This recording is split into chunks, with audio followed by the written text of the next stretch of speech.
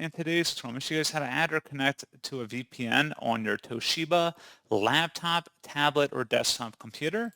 So this should hopefully be a pretty straightforward process here, guys. And without further ado, let's go ahead and jump straight into it. So all I have to do is open up the search menu and type in settings. Best result should come back to settings. Go ahead and open that up. On the left panel, select network and internet. And then on the right side, select VPN.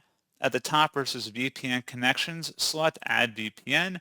Fill in your VPN provider, connection name and server name, as well as your VPN type, and any login credentials. Select save at the bottom to confirm, and that's what you have to do. So as always, thank you guys for watching this brief tutorial. I do hope I was able to help you out, and I do look forward to catching you all in the next tutorial. Goodbye.